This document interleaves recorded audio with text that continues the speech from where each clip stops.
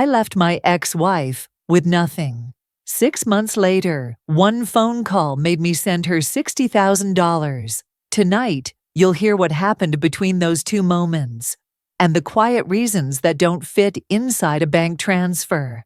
This story takes place in Iowa, where winter lingers on the roads, and a man tries to balance justice with mercy. Here's his confession.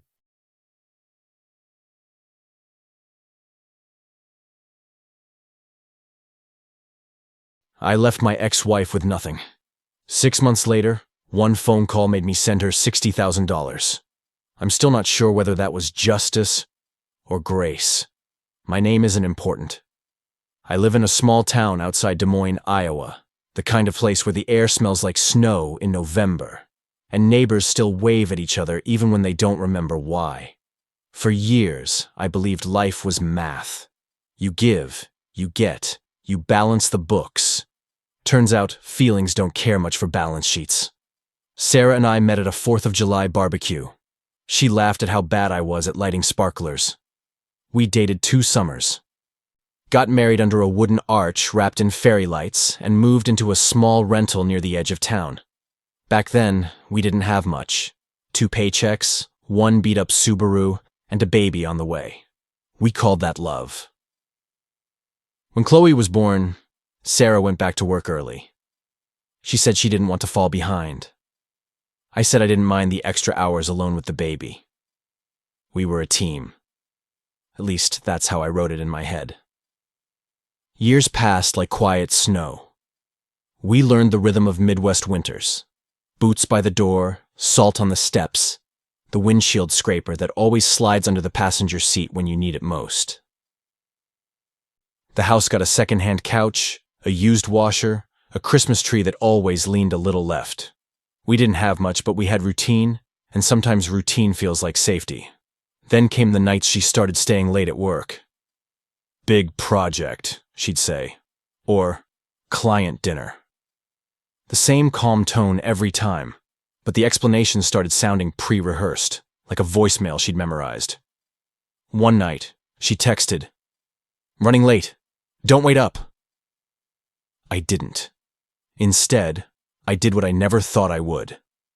I checked our shared bank app. There it was. A charge from a downtown hotel. 2 glasses of wine, a timestamp that made her excuse impossible. I stared at the screen until the numbers blurred. That was the first spike. The moment when love's clean math suddenly stopped adding up. I confronted her the next morning. She cried, said, "It didn't mean anything." But it meant everything. It meant the life we built on trust had a hole, and everything warm was leaking out. We tried one counseling session. We sat on a gray couch in a room with a white noise machine and a box of tissues between us. The therapist asked about our first date, our first fight, our first victory as a couple. We could answer the first 2. For the third, we were quiet. By winter, the divorce papers were signed. At the courthouse, the radiator clanked like it was arguing with the judge. Our attorneys exchanged nods. Our pens exchanged ink for silence. She got custody of Chloe. I told myself it was for the best. A stable home, less disruption. I didn't divide the savings. I told my lawyer, she leaves with nothing. It felt fair. She'd taken something I couldn't measure. Now, I'd take something she could. After the hearing, I sat in the parking lot and watched my breath fog the windshield. A snowplow scraped the far end of the lot, and the sound felt like a clean line through a messy page. For 6 months, I lived by routine again. Work, coffee, dinner, silence. I learned grocery store single portions like a new language. On Wednesdays, I'd pick up Chloe from school. We'd stop at a diner off Highway 6. Cheap pancakes, unlimited syrup, laughter that didn't ask for anything back. Sometimes she'd ask, "Why doesn't Mommy come with us?" I'd say, "Mommy's busy, honey." The truth is, I was too. Too busy protecting my anger. There were reminders everywhere. The empty hook where her red coat used to hang. The coffee mug Sarah hated, now my favorite by default. The stack of holiday cards from couples we used to be friends with, now addressed to just me. Some weekends, I drove past the old farm road where my dad used to take me for sunrise.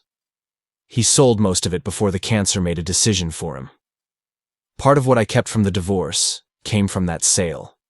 Inheritance is gravity. It pulls the past forward, whether you want it to or not. Then one February night, the phone rang. It was after midnight. The house was quiet, that deep Midwest quiet where even the furnace hum feels like company. Dad? It was Chloe, voice trembling. Mom lost her job. We can't pay rent. She had a car accident tonight. She's in the hospital. I sat on the edge of the bed. Outside, snow pressed against the window. For 6 months, I'd told myself the story was over. But my daughter's voice, that small, scared whisper, cracked the ending wide open. "Are you safe?" I asked. "I'm with Mrs. Hall. She's the neighbor who waters her plants on Tuesdays." "Right, the one with the wind chimes that sound like silverware." "I'll be there in the morning," I said. "Try to sleep." When we hung up, I couldn't move for a long time. The refrigerator hummed. A snowplow passed. I realized anger is loud until a child speaks. Then it gets quiet in a hurry. The next morning I made coffee. I didn't drink. I opened my laptop, logged into my bank account. The cursor blinked like a heartbeat. I calculated what I'd owe in child support, future expenses, rent, health insurance, all the invisible math of parenthood. It added up to $60,000. I stared at that number. It looked like everything I'd refused to feel. I typed her name, Sarah H. Her account popped up. Memo line blank. The screen said, "Confirm transfer." I clicked. "Processing." Then, "Completed." That was spike 2. It didn't feel noble, just lighter. I drove to Mercy One ER. The parking lot was a dirty puzzle of snow and slush. Inside, the automatic doors exhaled warm air and bleach. Chloe met me in the lobby wearing my old hoodie. She looked small and brave all at once. We walked to Sarah's room. She was propped up by white pillows, a hospital wristband cutting across her skin. Her face looked like a map someone had folded and refolded too many times. She looked at me. Surprise, then shame, then something like peace. "You didn't have to come," she said. "I know." Silence stretched between us, quiet, but not cold. "I sent some money," I said finally. She blinked. "Why?" "For Chloe," I said. "She deserves a home that doesn't feel temporary." "And you're still her mother." Her eyes filled. "I'm sorry," she whispered. I nodded. I believed her, not as an invitation, but as an ending. A social worker stopped by with discharge papers. She talked about insurance codes and follow-up appointments and the way recovery is never as linear as we wish. I signed where they pointed. I didn't realize how much of parenting is just signing your name on someone else's bad day. We got Chloe a hot chocolate from the cafe. Sarah slept. I sat in a vinyl chair that squeaked like it was trying not to get involved. Over the next week, I handled little things. Little things add up. I called the landlord, the kind who answers on the third ring and clears his throat before saying your name. I explained that funds were on the way, that rent would be current by Monday. He said, "All right," like he was grading me in a class I didn't know I'd signed up for. I moved a lamp, fixed a leaky faucet, bought groceries that turn apartments into homes. Bread, milk, bananas, the cereal Chloe likes because the marshmallows look like stars. It felt like building. Not a bridge back to marriage, just a table with 4 legs. Later that week, Chloe and I stopped at the same diner again. She ordered chocolate chip pancakes, extra whipped cream. The waitress smiled. She'd seen us through better days and worse. "Are you and Mommy okay now?" Chloe asked between bites. "We're better," I said. Not perfect, just better. A week later, Sarah called. Her voice was careful, like she was stepping on thin ice. "I can't thank you enough," she said. "If you ever want to..." I helped for Chloe. I cut in gently. "Not for us. We're done." Silence again. Then she said, "I know." After that, things got quiet in a different way. The kind of quiet that isn't empty. It's earned. My parents found out about the transfer. My dad said, "She cheated, son." I said, "Yeah, but Chloe didn't." He sighed, long and low. "When my brother burned the old barn," he said, "the neighbors showed up with hammers and pie. No one asked who left the lantern too close to the hay. They just built." I guess that's what I was doing. Building. Sarah found a new job eventually. Smaller title, steadier hours. Chloe stopped worrying about moving again. The apartment started to look like a home. I wasn't a saint. I still had nights where anger sat up with me. But slowly, the anger started packing its things. Sometimes on Sunday mornings, I see Sarah at the park. We don't talk much, just wave. It's strange how peace can look like distance. One afternoon, Chloe asked, "Dad, does the money mean we're a family again?" Kids confuse nouns and verbs sometimes. "Family isn't what we are," I told her.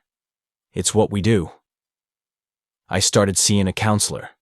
I told him I felt ridiculous. Grown man who needed help to put down a box he'd chosen to pick up.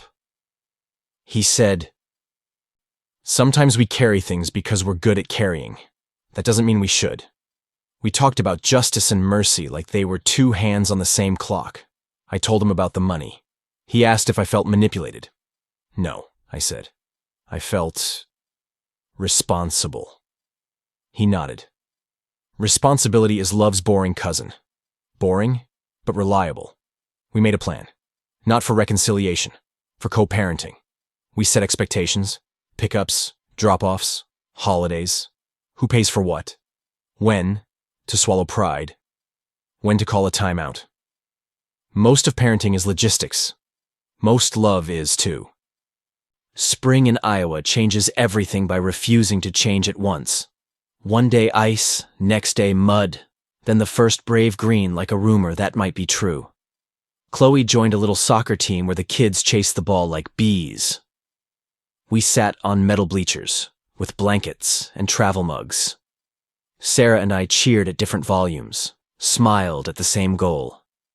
At one practice, Chloe tied her shoe and looked up at us.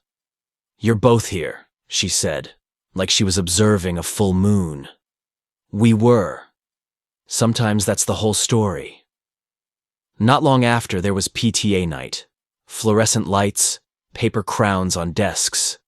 Kids' drawings taped crooked on the wall. Sarah stood next to me, not touching. She said, "Thank you." Not a bridge back. Just a full stop where it used to be a comma. Money kept doing what money does. It turned problems into tasks. The landlord cashed a check. The car got fixed. Groceries went from what's on sale to what Chloe actually likes. But it didn't fix anything that mattered by itself. That took time, routine, and 100 small choices. Sometimes people ask how I knew 60,000 was the number. I didn't. Numbers feel like certainty until you need them to mean something. I chose a figure that could turn the next few years into a table with 4 legs. It was the price of quiet hallways and a mother who could exhale. I also hear the other version of the story. From friends who think I got played. From relatives who think I'm still in love. Maybe they're right. Or maybe they're listening for drama in a story that decided to be boring on purpose. Because boring is a clean kitchen at 8 p.m. Boring is a backpack ready for the morning. Boring is a child who doesn't hear arguments through the wall. I'll take boring, Boring is what safety sounds like. There's something else I haven't told you. After the divorce, Sarah's mom showed up at my door once. She came in hot, said I'd mistreated her daughter, that I was stingy, that I'd turned Chloe against her mother. I said nothing for a while. Then I showed her the hotel receipt. She went quiet in a way people do when the story they prefer meets the story that happened. She left without closing the door fully behind her. I closed it gently, like that could change the sound it had made all year. I don't tell you that to embarrass Sarah. I tell you because stories collect witnesses. Some repeat what they saw, some repeat what they needed to see. I had been repeating what I needed to see, that I was right. I still think I was. But I also think rightness isn't the only tool in the box. The day the transfer posted, my bank app sent a notification. Transfer completed. Under it, an ad for savings goals. What's your next goal? I typed. Peace. The thing about peace is that it's quiet enough to notice other things. The way Chloe's reading got better because she wasn't moving apartments every few months. The way Sarah started packing lunches with notes that said, "You're brave." The way my own shoulders started lowering from around my ears. There were bad days too. The day Chloe got sick and both of us had meetings. The day I saw the guy Sarah had been with at a grocery store and had to count to 10 in the cereal aisle. But bad days lost their megaphone. They became what they are for most people. Just days. Last month, during parent-teacher night, I saw Sarah again. Fluorescent lights, paper crowns on desks, kids' drawings taped crooked on the wall. She said, "Thank you." Not a bridge back. Just a full stop where it used to be a comma. On the drive home, Chloe fell asleep in the back seat. The radio played an old country song about second chances. I thought about that first week after the divorce, how I believed an empty house meant I'd won. Now I know. Winning is a kid asleep in the back seat while you drive her home to a roof that's paid for. If you're waiting for a moral, I don't have one. I have less money and more peace. And somehow, that feels even. I let my ex-wife leave with nothing. 6 months later, after one call from our daughter, I sent her $60,000. Not because Sarah deserved it. Because Chloe did.